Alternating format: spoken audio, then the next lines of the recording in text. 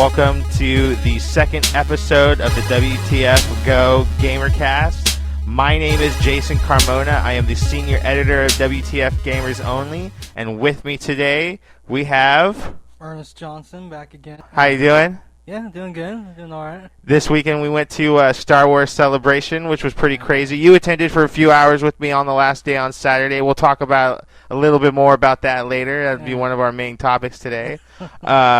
But today is officially 420. That's right. Have you Special holiday. Have you awoken the dragon today yet? No, I haven't celebrated yet. I'm Star Wars Celebration one day. Right. 420 celebration. Okay. Yeah. So it's been a long coming. Yeah. Okay. So maybe after this show we'll talk a little bit more off there. Okay. So let me ask you, let's start this intro off proper. Ernest, what have you been playing recently? Has it changed since the last time we talked? A little bit. I took just a quick break from Lost Planet 2 to tackle that Forza Horizon 2 Fast and Furious free DLC. Thanks for letting me know. But it's not free anymore. I think on the last day. Right, I think on the 10th it stopped being free. Yeah. But you have been playing it. Did you finish? Yeah, Did you complete all of it? What did you think of it? Yeah, I mean, I honestly, I'm not a Forza fan, and so I thought, well, I love Fast and Furious, so maybe this will kind of, maybe I'll find a nice midpoint, but, I mean, it's not very Fast and Furious. Like, you have Ludacris's voice and some of the cars and stuff from the movies, but that's really it. It just takes a portion of Forza Horizon 2, lets you drive around with it with the Fast and Furious cars. You have to go on little missions where you beat the races to win the cars or whatever, but that's pretty much it. It's not like heisty or any cool. There's no cool stuff or anything like that. It's And it's more or less like maybe a glorified demo. Do you think? Yeah, that's how it felt. It didn't feel like something that I would pay money for. Right, because I think it goes for about like $10 now. Yeah, it's not a bad price. It's just what do you get? So you get the cars and stuff. I mean, then they're cool and everything, but again, like I wouldn't spend money on it. But if you're a really big Forza fan and you like Fast and Furious, you'll still be disappointed because it's not very Fast and Furious like. So how many hours do you think total gameplay you got out of that game?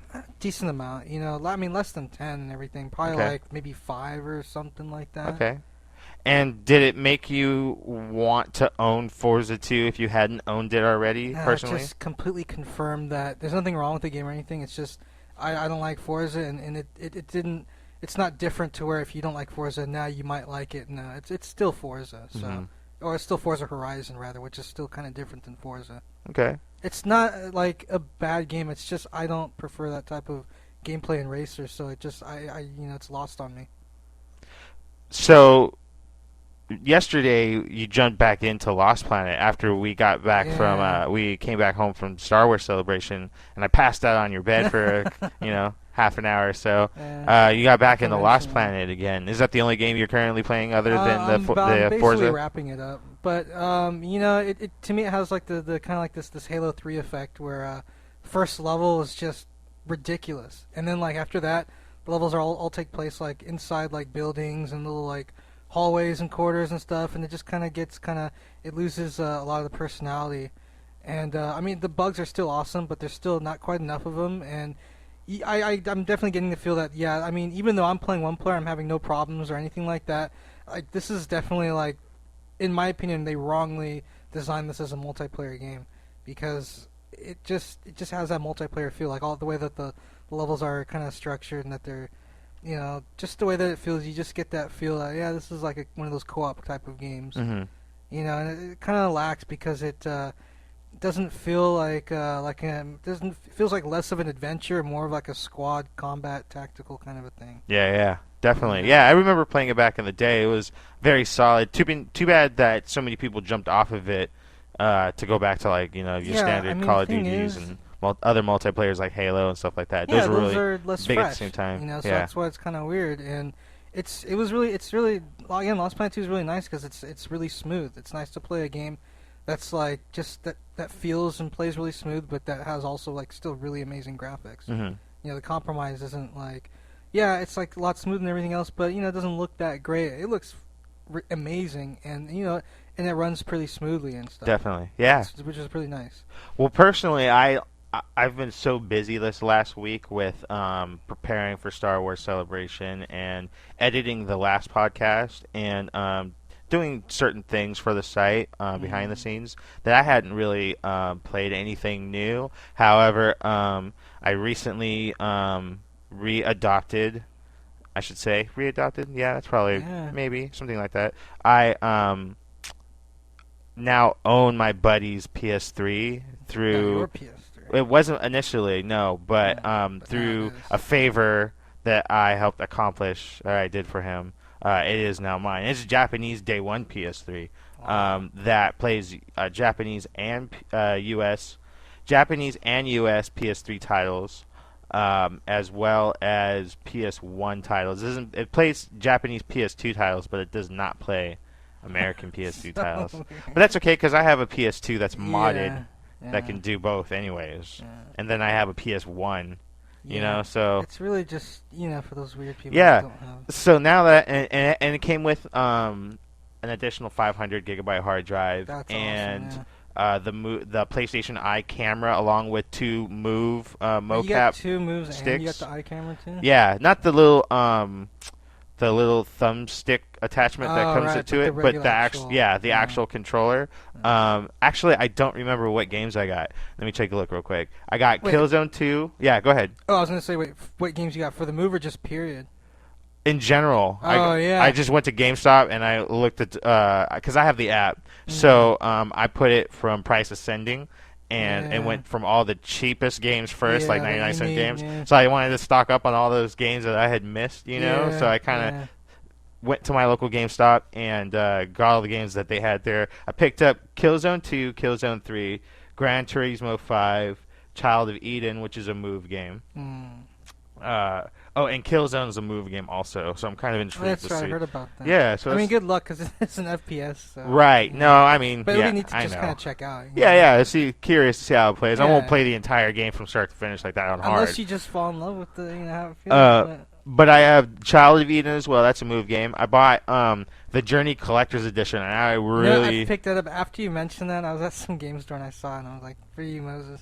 you got it. I got it. Yeah. Sweet, high five to High that. five to that. Yeah, and it's awesome. Have you played it yet? No, not yet. Tonight. Really? Let's do it tonight. All right. 2 I'm hours. down. Boom. We can bang it. Wait, which one? Journey, Flower, or Flow? Journey. Journey, huh? Yeah, we'll try Journey. All right. I'll Okay, definitely afterwards. Check it out for sure. So, And then we so can give I, some impressions for next podcast. right there you go.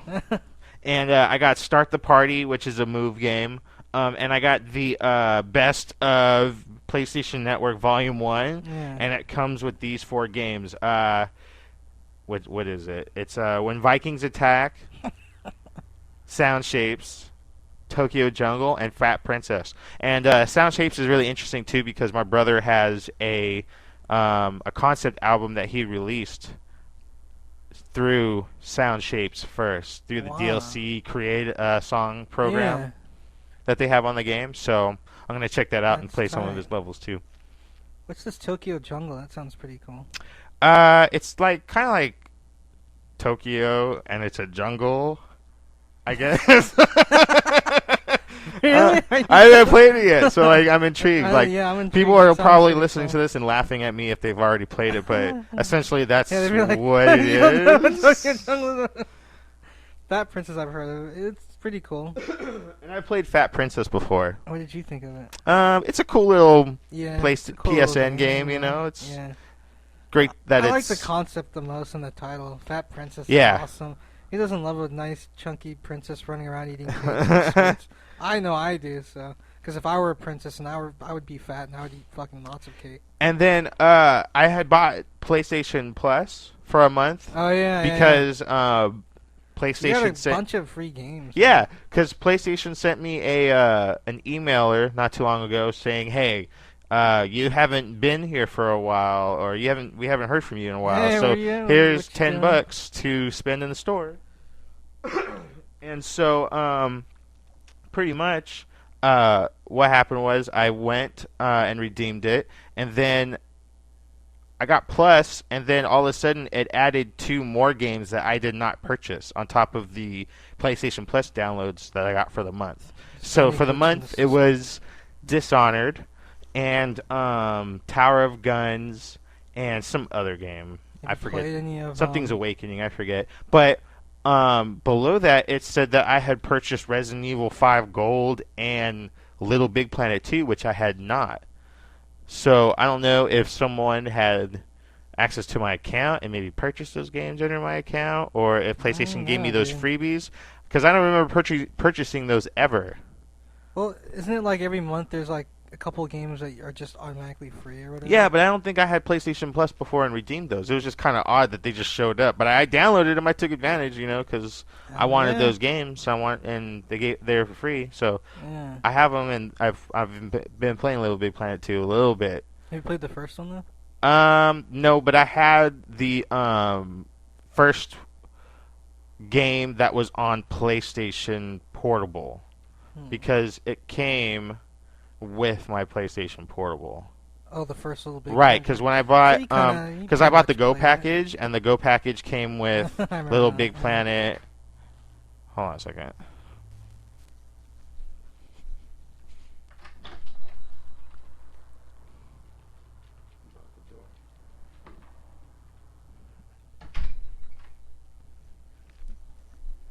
So it came with Little Big Planet and fuck, I forgot what other games it came with. Little Big Planet. What did the Go come with? Do you remember, Travis? Okay. Anyways, it came with Little Big Planet and 2 other additional games. So I had played the Little Big Planet on PSP, so I kind of had an idea of how it played already, and so it made kind of playing it. I only played it for like maybe 15, 20 minutes, but it Yeah, made you checked transitioning into it a lot easier because I already had previous Yeah. experience with the franchise. Yeah. But yeah, that's Yeah, pretty much. That's pretty sick. Dude. Yeah, that's pretty much. Yeah, I got 2 free games out of it, so I Yeah. was like, "Fuck yeah, let me redeem this shit and play Good this." games too. Yeah, good games. Resident Evil 5 was good. I mean, Yeah. it was good, and Well, it came, I haven't gotten to it yet. I'll get to it soon, but yeah. and it comes with the DLC, Yeah, that's pretty awesome. Lost in Nightmares DLC. So you kind of get to roam around the house again, in a Hmm. similar house. It's not the same house. Oh, that's cool. Mansion, I mean, that's like but kinda for the myth- first a one, myth, but it's yeah. kind of like an alternate, so it's cool. If you haven't seen it, I'll show it to you later. Let's bang out some of these topics real quick because I think we dwelled long enough into what you've been playing. Let's talk about Star Wars Celebration. Yeah, Star Wars yeah. Celebration, a lot of shit was announced, so we'll just bang through it really quick. Yeah. The most important stuff that was discussed. First and foremost, we have to talk about the trailer. Force Awakens teaser trailer 2 came out. Ernest, your thoughts? The only thing I probably didn't like is when the X-wing pilot is like, it's like all woo and stuff. I'm like, it's a little too fun. These are dark, dire, desperate times. There should be no fun of any kind. Everybody should be absolutely just serious on the threshold of death or whatever. I don't know. Other than that, it's just amazing. What was your favorite part of the Amazing. trailer? Oh man, like I just think like the best part, it's got to be the beginning when you see that it's giant ass fucking Star Destroyer. Like, holy shit! How do you describe that? That's just something else. And then like, of course, the very end when you see Harrison Ford, fucking Chewie, and it's fucking Han Solo. And like, that's just feels fucking good. As a fan, because you're a pretty hardcore Star Wars Yeah, fan. I'm a really, really big, really in a bad way, big Star Wars fan. Yeah, you own all of the box sets, the DVDs, yeah, the VHSs, special editions, special of course, editions, yeah. Clone Wars. Yeah, I love Yeah. Clone Wars. I can't wait to get into Rebels. Right, yeah. I've been getting into it slowly. I wanted to catch up before the panel that I had attended, which I'll talk about a little bit in a minute. But I didn't get very far, and then I saw the premiere, and it made me want to get into it. Yeah. Because I want to know how certain things happened. Yeah, me too. And where it's going, Yeah. and how certain things came to be throughout the course of the first season.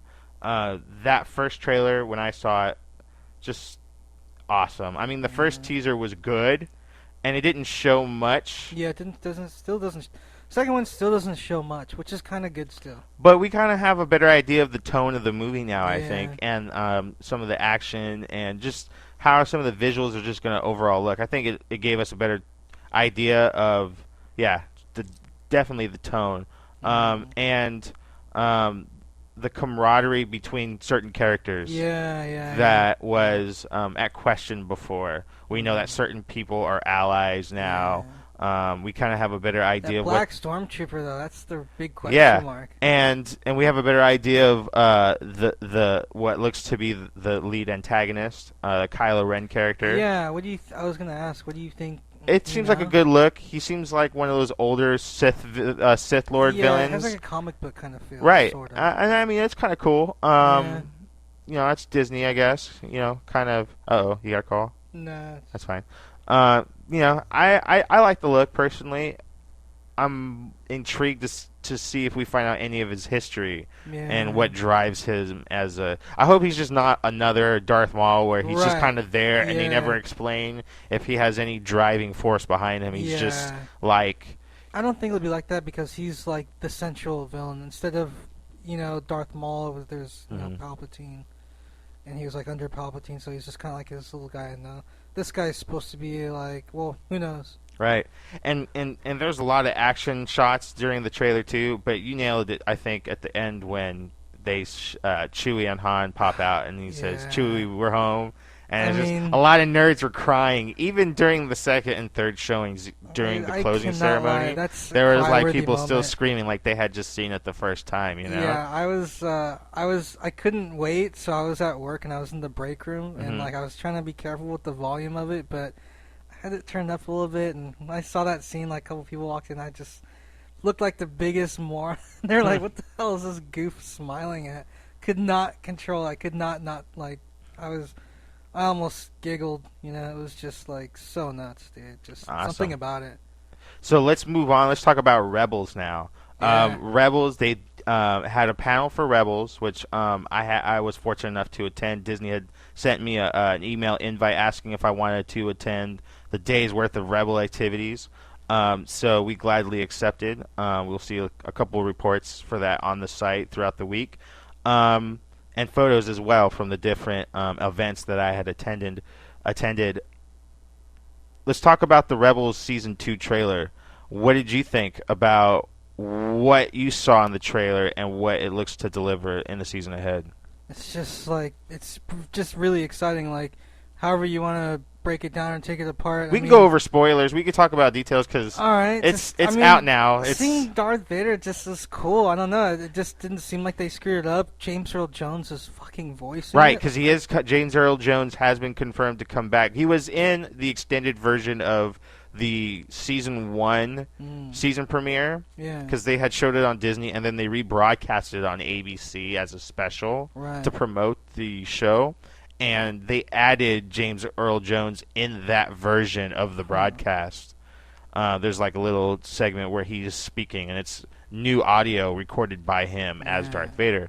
But yeah, he's definitely going to be front and central, it seems. Yeah, and it seems like he's not kind of like he's he's around, he's part of it, not just like, oh, we showed you a little glimpse of Darth Vader at the season finale, like, no, it looks like he'll be in the season and stuff. And I mean, like, Rebels looks so much darker than I was expecting. When I first saw it, I was like, oh, it's kind of like as Clone Wars wasn't like super kiddie or anything, but Rebels looked like more childlike and just kind of like compared to Clone Wars, it looks slightly more family friendly. Kind of, it's a little more colorful and happy-go-lucky, but it really isn't. It's really, it's like Clone Wars. It's more serious than you would think, And then with seeing the trailer for season 2, it looks very, looks dramatic. Yeah, I have to agree.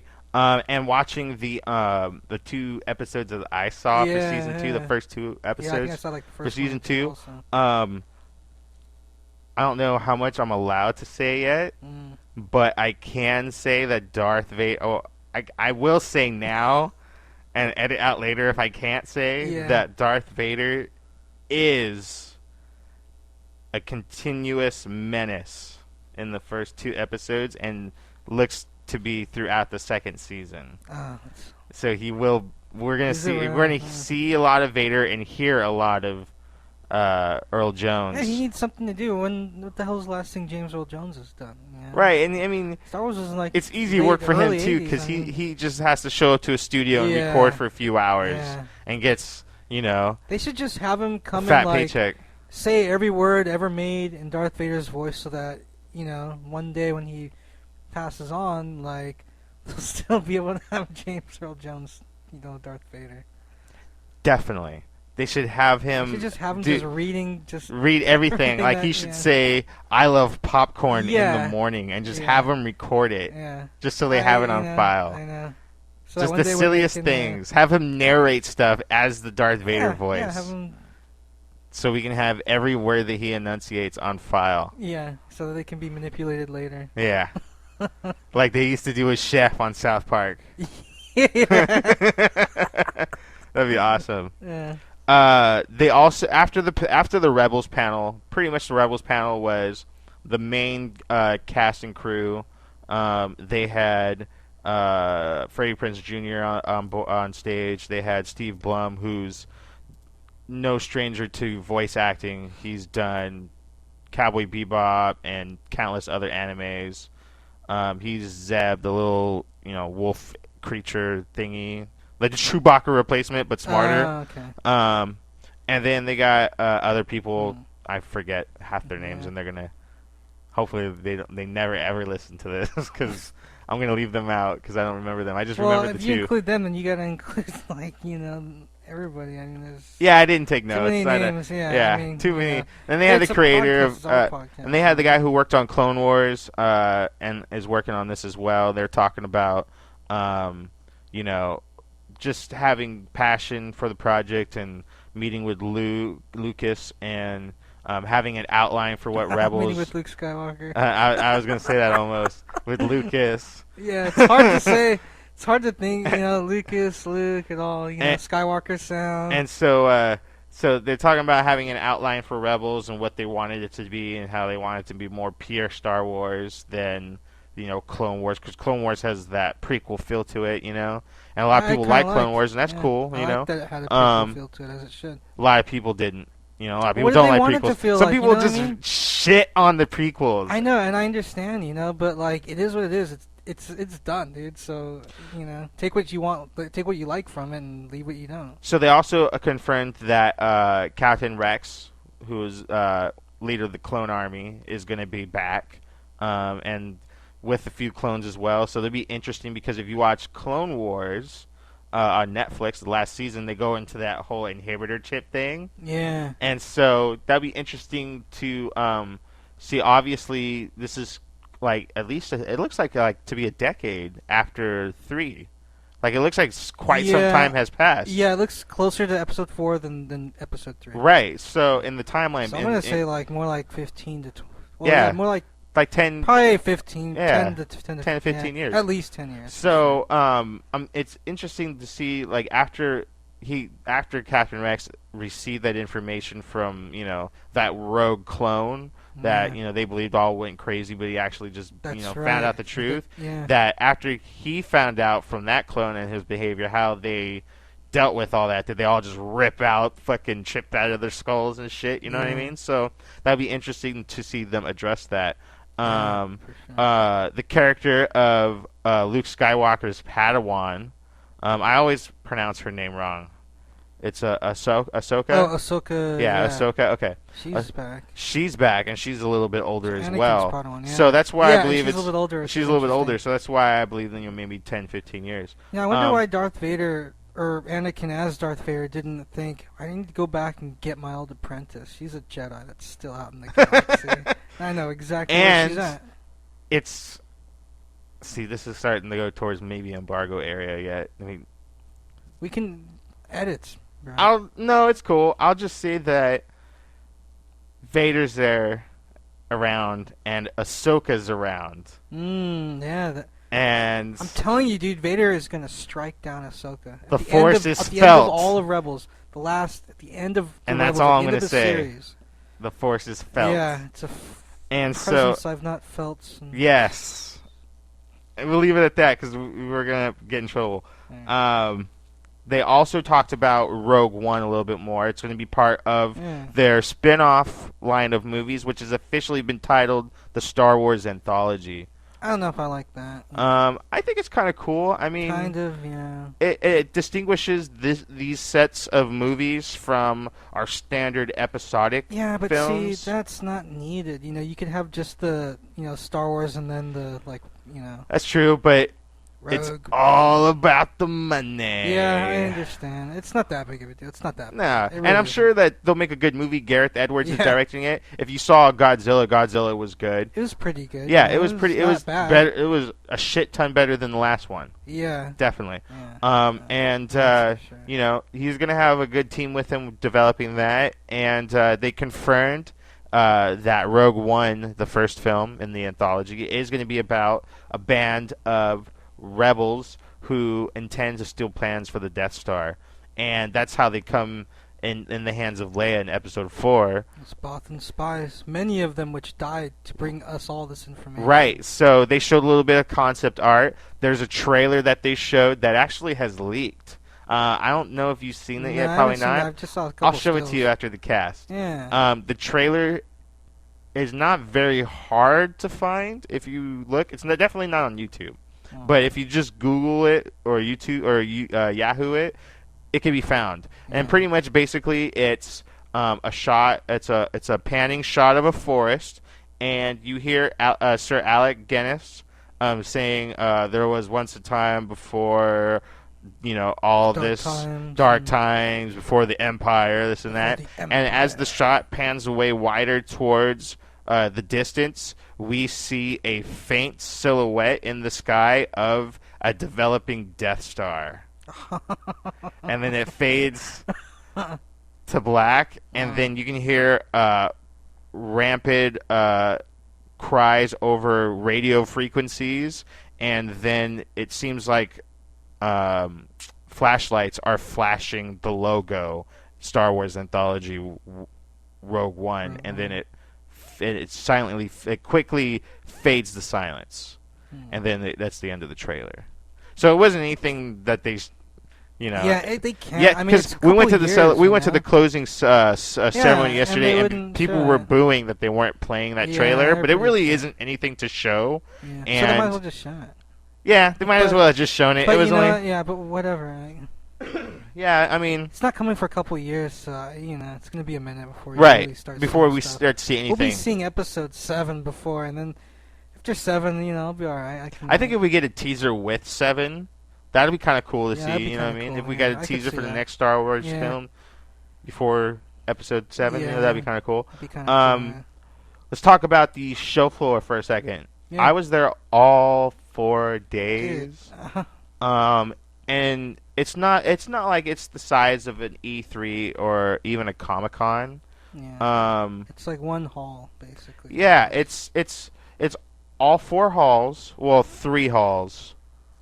2 and 3 were the main halls, and then D hall was more or less the queue area, like in case they needed line space, and registration hall for media, regular attendees, will call, whatnot.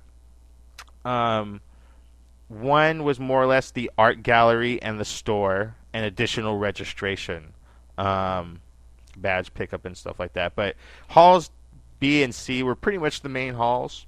Excuse me, main halls with the autograph section. You had a quick chance to be there for a few hours on the last day, Ernest. Yeah. What did you think of the show floor? Honestly, my favorite thing was just being around, just being surrounded by like Star Wars shit. Just Star Wars, whatever. Posters, wall scrolls, paintings, figurines, games, whatever. Just being surrounded by people that all love Star Wars because they've come from different states and maybe even countries, and it wasn't free. It wasn't like, oh, sure, I like Star Wars, I'll just walk in for free. You had to pay some. You had to Serious pay some coin. money. So like anybody there is a Star Wars person. So I felt like one of those rare times where I actually felt comfortable because I could walk around and be the nerd that I actually am, and know that nobody here can judge me for the level of nerd that I am. It is worth noticing that a Saturday single day pass at the door, which were sold out, Yeah. but at the door was $80 for a Saturday pass, which is a lot of that's a lot of change. Yeah. That's not. That's why it's like.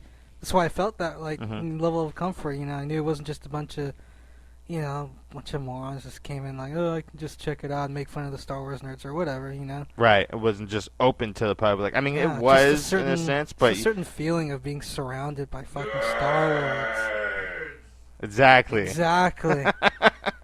Dude. Yeah, he would have gotten destroyed at fucking all those fucking Sith walking around in full ass fucking costumes. He would have Right. And speaking of costumes, this fucking clown.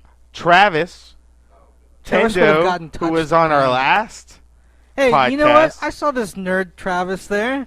Was there taking Pretending a to take lot of pictures shots. and- No, he was not pretending to No, take no. pictures. He literally took like over 4,000 pictures. He literally He took took- like 4 pictures.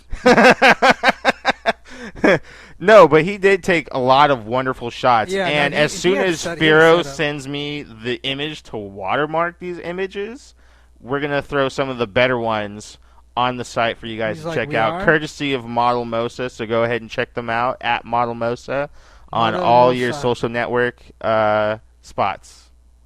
Shout Get out. the model test. While All he's about editing the model photos, we're Mosa. setting them out. Model Mosa. That's MODELMOSA. Boom. Model Mosa. Check it out. So, anyways, let's talk about Battlefront to end our Star Wars. Did you see the Yeah. Battlefront trailer? No, I haven't. All I've really heard about is that apparently it looks pretty fucking good, but there's no campaign at all.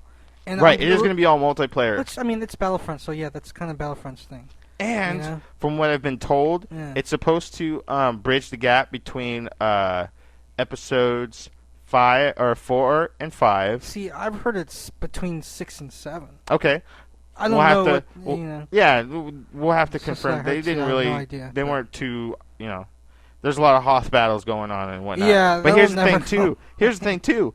There are no space battles in Battlefront, so there's not Yeah. going to be any like X fighter dog. They're probably saving that X-Wing for its own dogfights. game. They're not gonna just give you. They're not gonna blow their lid all on that one game. I think that too. They'll probably give you like a Because Stormtrooper everybody loves game. X-Wing, the classic, Rogue Squadron. Yeah, Rogue Squadron too. But even still, Rogue Squadron wasn't more like a space simulation like X-Wing and TIE Fighter were.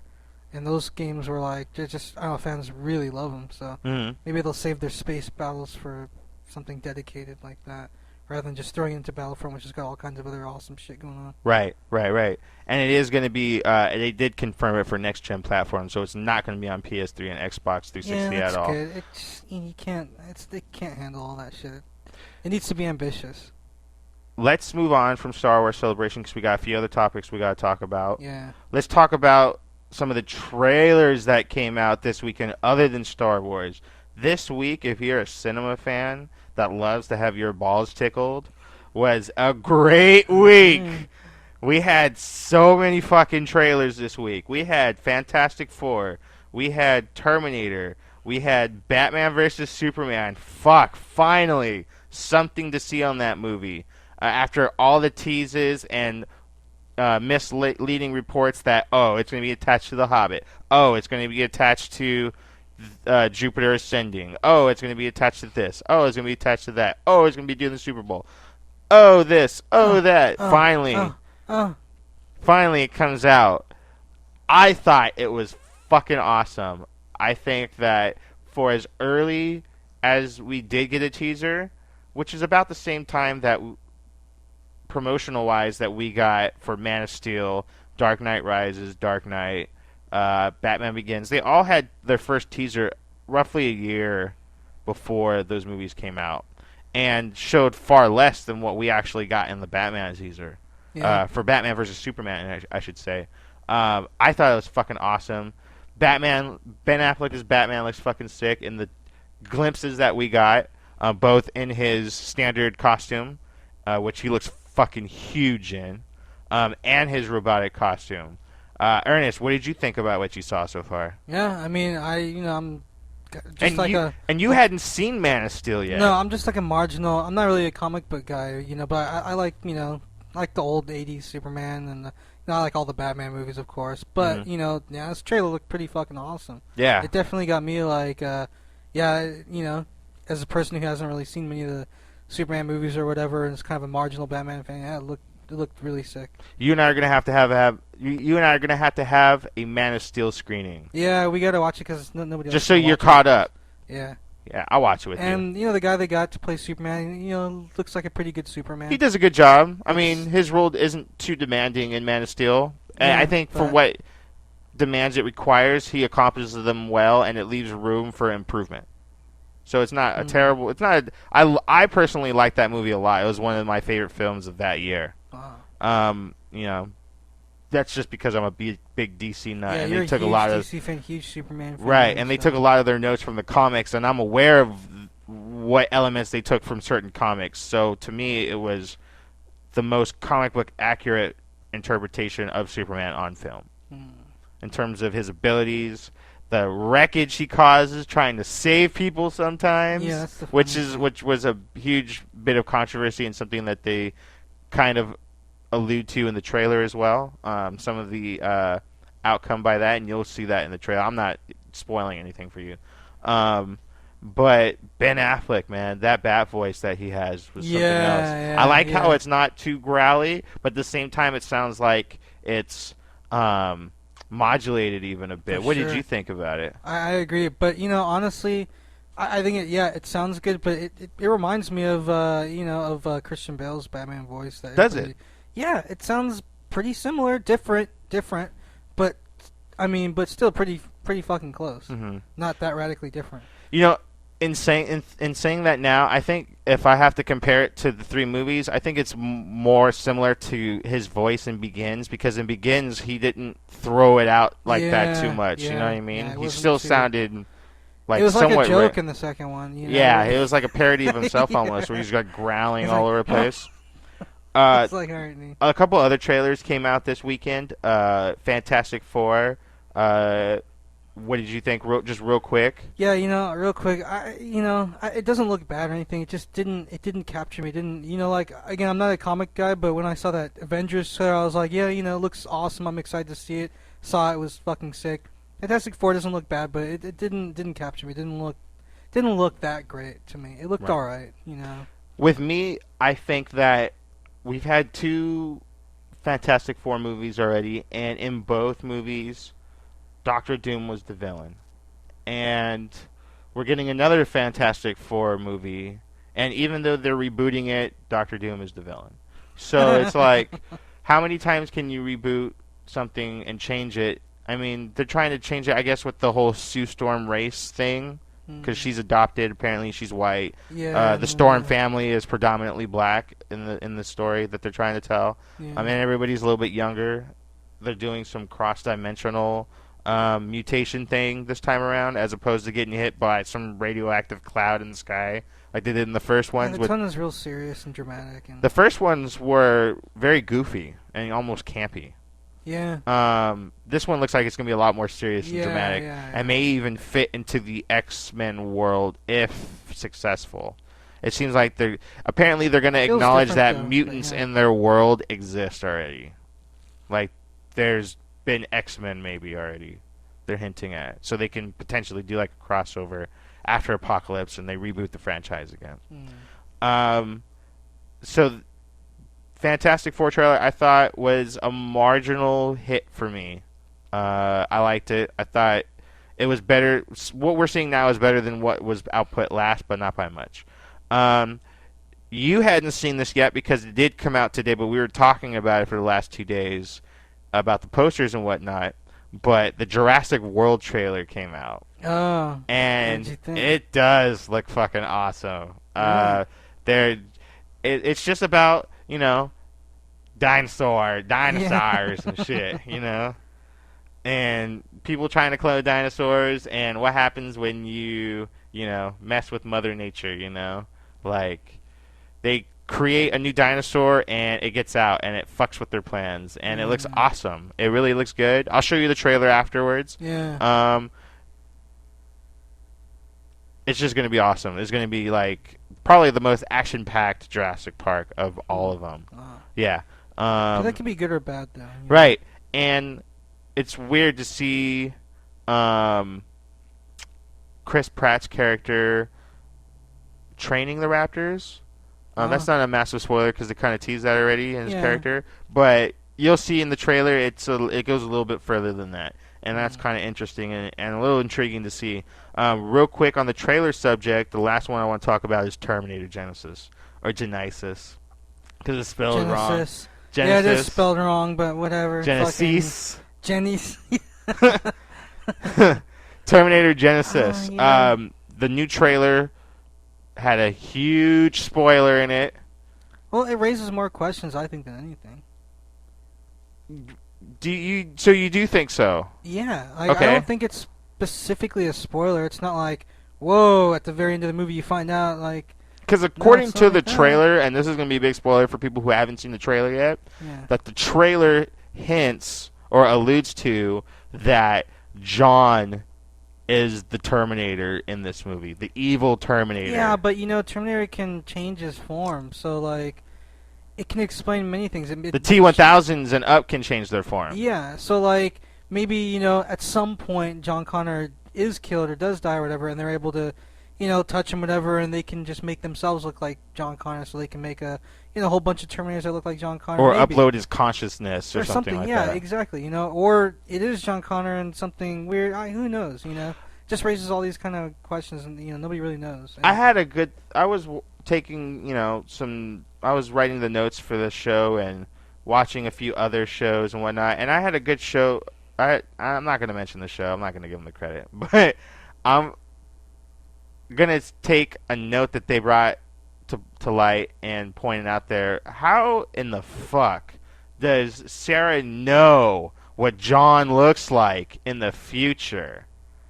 Like in the trailer, John just shows up and with the scar, like with his future scar, but in like a modern day suit and shit. And he goes, "Oh, hi, Mom," And it's like, John, but hasn't she been waiting for him or whatever? But how does she know what John looks like? She doesn't budge. She sees a guy dressed like maybe that Kyle with a big Reese face scar. says, "Oh, that's John from the future," or says, "Hi, John." It's a movie 1 and 2. With the scar, she's like, "Oh, that's fucking John," because she knows that he gets all fucked up, probably, right? Or Kyle Reese probably says, "Oh, that looks like John. Wait a minute, it is John. There, yeah, What the fuck is he doing here?" It's a continuity mess, this next movie, but I'm still intrigued. It's a potential continuity mess. Again, I think we both raised issues that could easily explain that. Like, that's not going to get me hung up on the movie. All right, let's move on from trailers and let's talk about this mess going on right now with Konami and Hideo Kojima. Oh man, Jesus! What happened? I want to know. Somebody got pissed, right? Okay, well, there's as of this recording, there still aren't any real details, but from what we can tell has been going on, there is some sort of rift between the two factions. I say factions like they're two feudal Japan like hey, they clans and shit. Yeah. It's the Konami and the Kojima, Yeah. If this was the early '90s, I would be fucking Camp Konami all the way, but. Konami, I don't know what's going on, They've lost all their good developers, all their good teams, all their programmers and artists. All their musicians are gone, all the good ones, like... From what I've noticed, it all started with Kojima stating that he was not going to be doing Metal Gear after Metal Gear Solid 5, which is something that he says all the time. Yeah. When 2 came out, he said that I'm going to be done with that. When 3 came out, he said, "Oh, this is going to be my last one." Then he started doing Peace Walker for PSP, Vita, and then he said, "Oh, I'm going to do Metal Gear Solid 4. That's going to be my last one." And then he wanted to let the team for Rising to do it himself, do it to themselves, and then he kind of had to get involved in the reproduction of that game and passing it to Platinum. And then he's doing Metal Gear Solid. What was that? Metal Gear Solid 5. Which was split into essentially 2 games, which I don't think is something that maybe he wanted to do in the first place. Yeah, but Konami probably was like, "You got to give us something now." Right. So he's like, "Well, all right, here's just like." I think that might have been too, but that's not we're not confirming that that's what it was. No, this is just fucking fear, hearsay, and hearsay. Speculation here. Speculative. But it all started with him saying pretty much that Metal Gear Solid 5 was going to be his last title. People were like, "Oh well, where's Metal Gear going to go from here? This and that." Maybe he'll just rest. I mean, shit. Shortly after making those type of comments, there was rumors of some internal miscommunication and disagreement that was going on. To what extent, we don't know. But soon after those rumors showed up online, Hideo Kojima's credit on certain games that he developed was removed from websites and digital box art in certain platforms like Xbox Live and PSN and stuff like that, markings saying a Hideo Kojima game, which usually is printed on the front of his games, Metal Gear Solid, Zone of the Enders. Those were removed along with the Kojima Productions logo and the Fox Engine logo as well. Yeah, I mean, the thing is, like, when, say, for example, first Metal Gear Solid came out, there was no, Kojima game logos anywhere. There's none of that stuff, Right, so... They just added it in, posthumously, like... Yeah, they added all that stuff afterwards in reprints, but now, see, like, Metal Gear Solid Ground Zeroes is on Steam. Metal Gear Solid 5 Ground Zeroes is on Steam, and it says it once said a Hideo Kojima game, and had Kojima Productions logo on it. Now it doesn't. So that's leaving that leads to speculation that Kojima may be leaving Konami. Also, what may be an indication that he's leaving as well is that his Kojima Productions LA studio was recently rebranded to Konami LA Studio.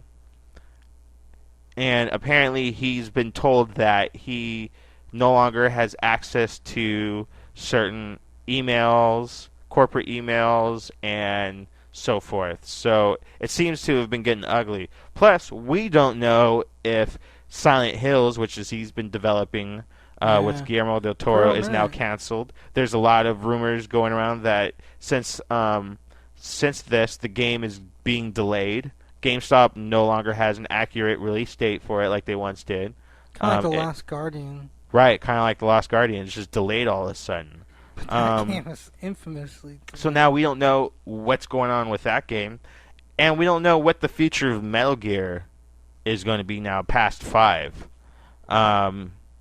It seems like Hideo may finish his contractually obligated duties towards this particular game, the Phantom Pain release. But it seems like from here on out, he's going to be done with Konami. What do you think about what's going on, Ernest? Yeah, I agree. I mean, if he's like, oh, well, I'm just finishing this last game because it's part of my contract, and then we may do another contract. No, I don't think that's happening, because if that was the case, Konami would not burn a bridge by removing his logo on games that he's already done, by removing access. That's definitely bad blood for sure, bad shit.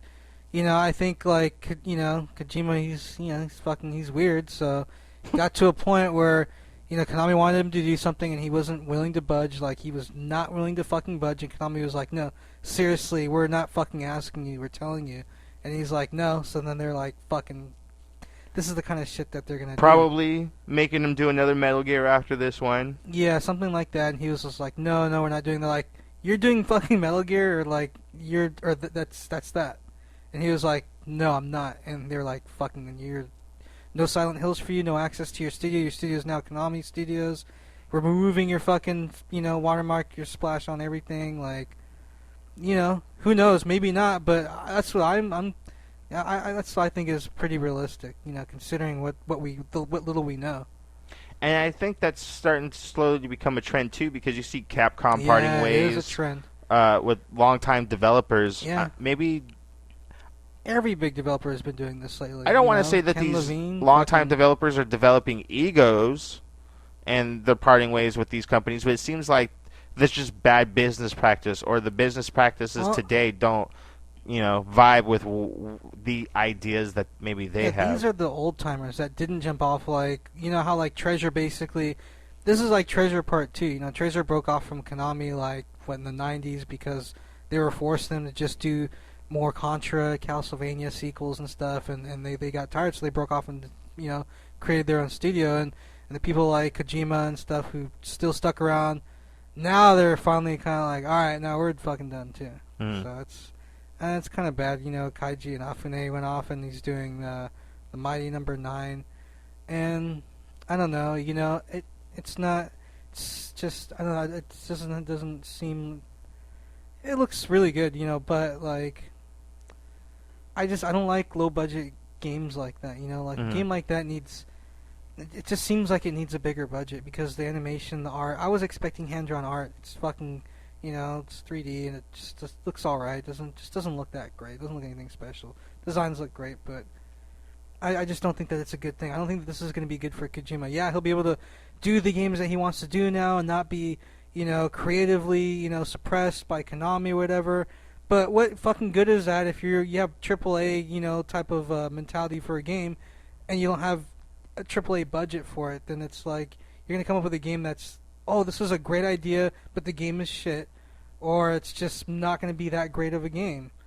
That's realistic. It may not be the case. I hope I'm wrong, and that he makes some indie game or a lower budget game that just is really excellent and blows everybody away. But my money's not betting on that. So this is just not a good thing for someone like you because you're a much bigger Kojima fan than I am. Right. I've played both Zone of the Ender games, and I've pretty much played every Metal Gear Solid game, with the exception of Peace Walker. And I'm afraid to admit before. I haven't played Metal Gear Solid 4 You'll be getting a 4. You have it, right? Yeah, and I've beaten Ground Zeroes already. Alright, so you'll get to 4. Yeah, I'll get to 4. I know what happens already. I just haven't played it. But I'll bang it out before Phantom Pain comes out. I have a whole summer to do that with. Let's talk about GameStop real quick. Yeah. Before we move on to your two topics to close out our show today. GameStop has revealed that they are going to be beta testing a retro trade-in program. I took notes. Oh, sweet. A couple. There wasn't very many notes to take. Yeah, there wasn't much info on it. But I want to talk about this very briefly. GameStop's plan is to test classic game console and software trade-ins in select markets. In the East Coast area to begin with, New York City. Like Texas or right. So you can trade in your old consoles and games. They're going to be accepting NES, Super Nintendo, Genesis, PS1, N64, and Dreamcast products. No Saturn? Not yet. Just to test to see if this is going to work. Those are the more common looked for games. Gets shot on, man. And that program is going to start April 25th in select areas. Pretty much how it looks like it's going to work right now is that you could trade in these products in store. They get shipped to the refurbishing plan. They make sure that they work, clean them up, make them look nice again. Then they'll ship them to retailers, but you won't be able to buy them there. Basically, what's going to happen is that they'll be available for purchase on the website with a pickup at store option. It's a little weird.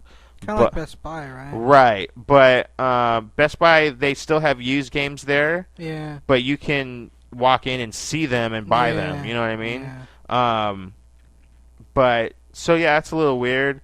Yeah, because with old games, you absolutely want to see them physically before before you go in and buy them. Yeah, or before you have it fucking shipped to you, and you're like, yeah, this is like it works, but look at the condition of the cartridge. I just wanted a clean game, and it's gonna. So, are you for this trade-in initiative? Do you think it's a good idea? Do you think it's a bad idea? No, I'll be honest. I think it's an awesome idea. Any way to make old games more accessible to people, especially because GameStop is not the only game in town, but it's the only game in town. More or less, it is the only game in town. Yeah, with the exception of mom and pop shops, right? Which aren't a lot. GameStop is. It's the only. There's the spot. McDonald's, Carl's Jr., Burger King, whatever. There's only one fucking McDonald's for video games. It's GameStop. So yeah, But and there's so much potential for bad shit though because it's GameStop.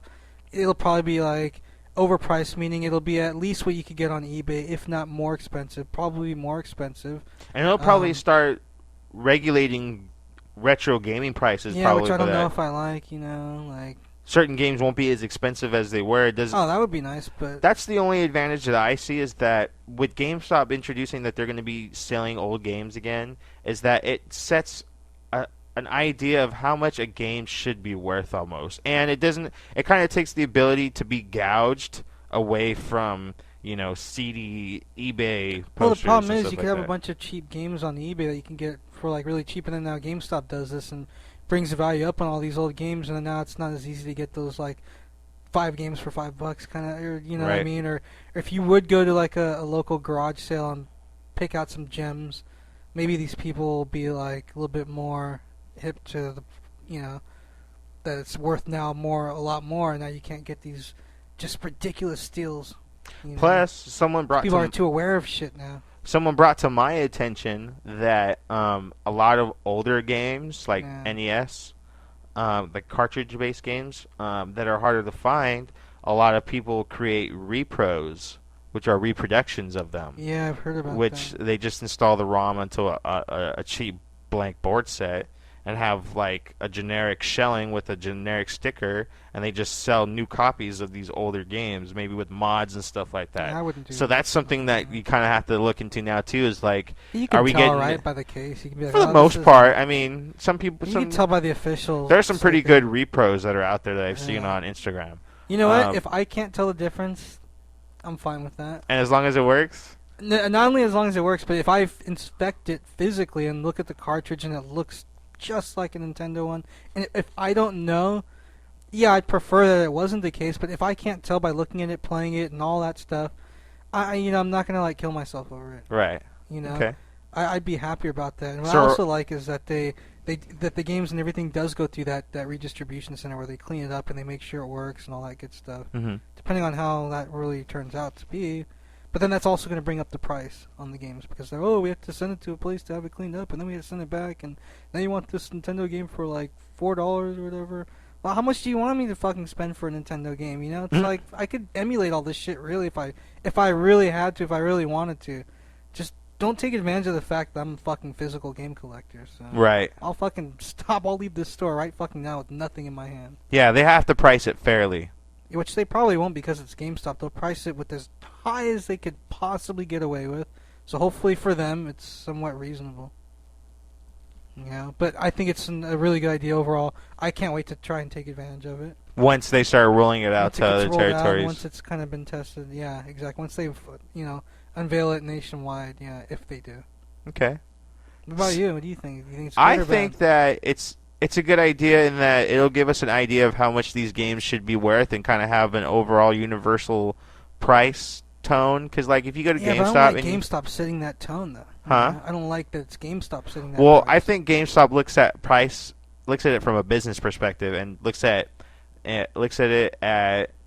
See, I don't think GameStop's pricing of games is unfair. I think their trade-in value is unfair. Yeah, it's I think beyond that unfair. if you It's trade in a ridiculous. game that you paid $60 for, you should at least get half. You know yeah, what I but mean? see, it makes sense. They have to resell it. They have to. I mean, there's all kinds of expenses. They have to reprocess it. They have to give you the money, and that's based on them selling that game. 5 people could come in with that same game, and then they have like 8 copies or whatever of that one game to sell to even break even or make a profit. Hmm. So a big place like that, it makes sense that they're gonna try that they have to kind of rip you off. But it's there's no way around it. It's a double-edged sword. That's business. Okay. All right. Okay, so the next topic that we're going to discuss, Ernest is going to lead us into our 2-part topic. He took some notes about the new Digital Millennium Copyright Just Act, basic chicken scratch. and yeah, we'll talk about it. We'll give your perspective, and we'll do. You can have more time to research too throughout the week, and then next week I'll take my notes and we'll kind of compare and discuss, and just take it from there. We'll have a good conversation about what we found in research. So, what did you find out about the Digital Copyright Millennium Act? Well, my impression basically is I'll read from my notes here. It's just Basically, it sounds like the game industry just doesn't want you modifying or altering your console or hacking it to play discontinued games on a third-party server for multiplayer. Um, Based on what Moses was saying, like small-scale non-MMO games. The argument is that it creates potential for increased piracy in general. That modding a console yields a much wider door to pirating games themselves if one was ordinarily not inclined to do so. But if a game has been discontinued or is out of print and the server isn't being maintained to sustain services, then how exactly is that affecting any potential loss of profit? I mean, this is just all they're talking about is like, oh, there's potential for a lot of stuff. I mean, and a lot of people will take this as basically a hollow warning because there hasn't been a really big vocal outburst of people getting into trouble for doing this in the past, and the act's been around since 1998. And, kind of like downloading music illegally now or downloading movies or software or whatever through torrents. If somebody's able to set up like a third-party server, then they're probably not worried about, game company coming after them for this. And as is, I think it's complete rubbish. If you're not going to allow me to pay for your software that you created or you're not going to maintain a server so I can play my friends on online, and you're going to try to stop me from making my own server to do so, well, you're not going to really stop anybody from doing that shit now, are you? So you might as well just let it go. That was awesome. That was awesome. Thanks. Yeah, no, I from what I've researched, sorry, man. and it hasn't been much research, just little reads here and there. But yeah, it's pretty much that it's gonna keep people from creating custom servers so far, and they think that that's gonna lead to additional piracy and bootlegging. Yeah, like, hey, if somebody's gonna pirate if they want to, like, they're gonna like do it. You telling them it's illegal, because that obviously stopped people from downloading, music illegally, right? And here's the thing too, isn't that essentially like PC gamers have been doing that for a really long time already? Yeah, since the 90s. So is that now illegal to do, especially if the developers allow their game to be open source and they can openly create mods like that? I think this is that for now console, still right? But what's the differentiate from it though? Well, because PCs, there's just this big thing about even if you open your console, it voids the warranty automatically. You can't return it. It just creates all these issues because of piracy, and piracy is just, it's all over PC. It's like there's no fighting it. They don't even bother. Like, but console, they're still trying to moderate because console games, a lot of them that are exclusive, that's the only source of income for that game. So they do not want people pirating that shit. And you have to like mod your console. PC, you don't have to you don't have to physically modify anything. You just have to download the fucking game, and that's it. You don't have to like solder a mod chip to let it play imports or burns or whatever. Mm-hmm. It's like open source, like, period. That's like what PC is. In console, it's like the opposite. It's all like, dedicated, like, everything. Controlled. Yeah. I forget the word. It's all proprietary, basically. Proprietary. Yeah. Dun dun dun. So they're control freaks. Which I understand, that's cool, but it's a good thing I'm not a multiplayer gamer. But if I was, this Millennium Act, it would be a joke. I'd be like, really? You're really trying to like criminalize me, or you're trying to have anything to do with me at all because I want to fucking play, like, I don't know, Halo 2, not LAN, with a couple of my friends? Fuck off. Yeah, fuck those guys. I already paid my $50 for this game. If you don't have something to do, I'll give you something to do. It sounds like you guys don't have enough shit to do over there. I'll give you fucking something to do. You want something to do? Check your feedback boxes. Yeah, check your fucking, for all the glitches that you guys don't fix in your games. Yeah. Instead of worrying about us creating servers to make your games work properly. Yeah, just be glad that we love your game so much that we're going through the trouble of creating servers. Right. Because we're creating these servers for this game or so we can rip off for the like game. Thousands of dollars from you. Like, there's no real loss of revenue or anything. Mm-hmm. So don't be pissing off the people who pay money for your fucking games. Exactly. Just be quiet and be glad people are still playing your old ass fucking games like me, but not multiplayer. So yeah, we had somebody tweeted us asking. We actually had a tweet. Yeah. we are. I do want to before you read that. Before you read that, real quick, I do want to mention that we are going to be receiving questions through an exclusive email address that we're going to be creating for the next show and thereafter, so people can email us if they want us to read random ass emails or questions or whatnot. They can also tweet us. If we're retarded, if there's something that we said that's completely off, correct me. They can just hashtag us at WTFGamersOnly and ask us questions. Yeah. You have our first question, so go ahead and read that. Yeah. So they were asking basically what are the biggest obstacles. So who wrote this to us? Let me see. You don't remember? It's okay. Dude, why are you gonna put me on spot, bro? We'll credit them and we'll add a screenshot. Yeah, they should absolutely be credited because it was it was awesome. Yeah, he was asking what are the biggest obstacles on the PlayStation 4. So I'm kind of guessing here, I mean, as far as obstacles, I don't have a lot of experience with the PS4, but I will tell you what I think. I think that the user interface is cleaner and works better than the PS3. The problem I'm seeing with current gen is the demand for 1080p content contrasts with performance. I prefer either an option or like a real-time resolution drop to maintain the frame rate and keep VSync to eliminate screen tearing. Why is that not an option? Like, it doesn't seem like it'd be that hard. Like, there are all kinds of ridiculous options on PC games, and so go play it on PC. But I mean, still, that doesn't mean that there shouldn't. There could easily be an option. Not everybody wants like the 1080p and 30 frames per second. I would take 720p and 60 frames per second because, the resolution, that's nice, whatever. But I mean, going from 30 frames per second to 60 is night and fucking day as far as playing the game, play control. It's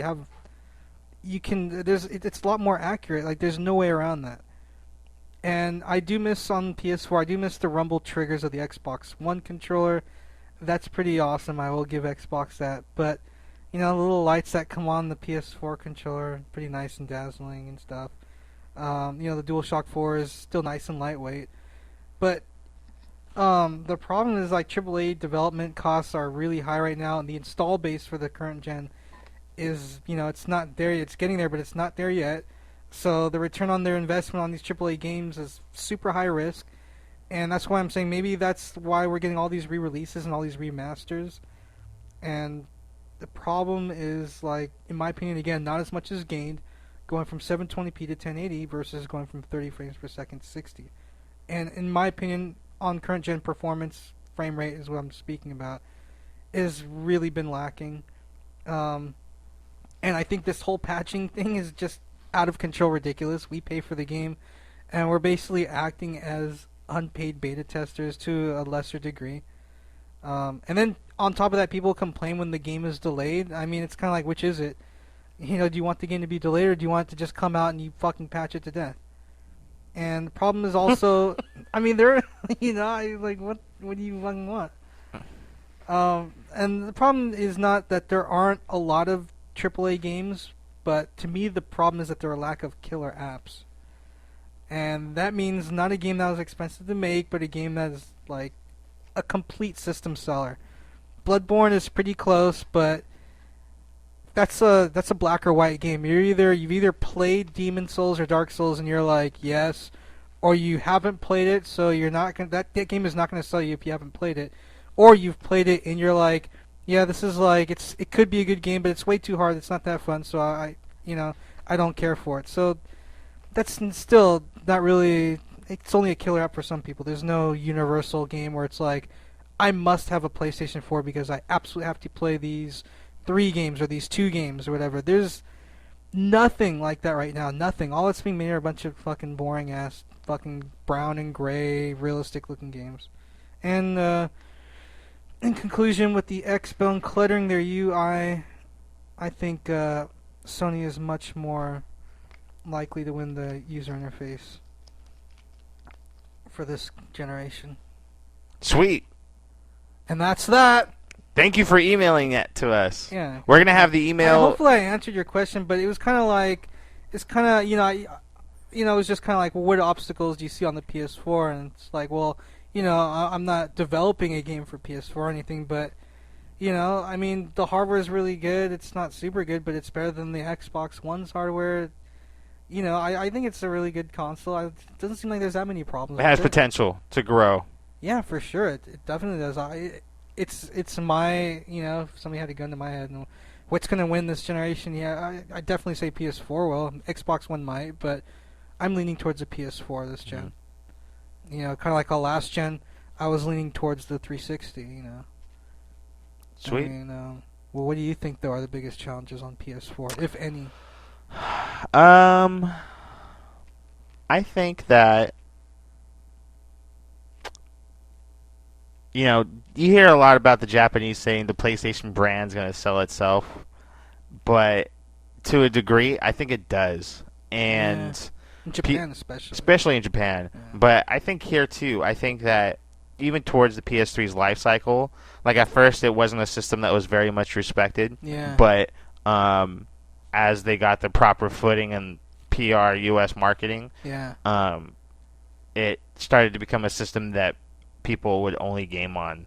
They would give up their 360s so they could play on PS3. So, I mean, the interface leaves a little bit to be desired. Yeah, it could. I'm used to XMB. I am too. So I've already had it on multiple. There's been TVs that I'm familiar with it on. Yeah. PlayStation Portable. Just the feel. 3. So I'm already used to it. So for them to switch over, it threw me off a little bit. I don't have much experience with it either. So I'm There's not. nothing to fucking play on it. I mean, Yeah. Not that much. Yeah. I mean, Not much. I'm hopeful that it has as long of a lifespan as its predecessors. Yeah, I've been hearing otherwise.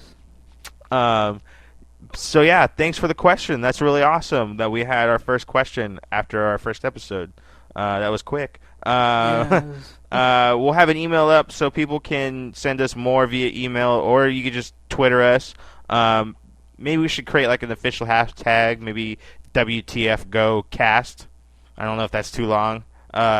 But just for now, you can just do that, and we'll check up on that handle and see if anybody's actually asking us more questions or whatnot. Yeah, or if they're saying like, dude, what the hell are you fucking talking about? Right. You said was completely wrong. Yeah, because Pharaoh will probably check the Twitter and be like, why are we getting all these random ass questions? Well, if you hashtag us with WTFGO cast, we'll know where those questions should be directed to. Or if you're like, why are you guys talking about that? You should be talking about this. Well, fucking, tell us then. And be like, hey. He'd be like, why are all these questions coming in? Yeah. We're going to wrap it up here because we're pushing over an hour. We're pushing over an hour. So we gotta wrap this shit up. We're going to wrap it up. Ernest, so wrap it up also. Thank you for joining me tonight on this soon-to-be glorious 420. Tell us where we can find you at on social media. You can always find me. Well, you should be able to. You could always find me. The look on your face was like so suave. It was awesome. No, go ahead. I'm sorry. No, I was just gonna say, if you really want to find me, use the Force. I am the Emperor. So if you put the Emperor with Ernest and you've got an Emperor Ernest, then you've got me. Or if that doesn't work, you can always add a little underscore Emperor _ Ernest. Find me on Xbox, PlayStation. Xbox, PlayStation, Twitter. Let's see what else. Backloggery. If you really don't believe me, you can check that shit. Okay. Check it.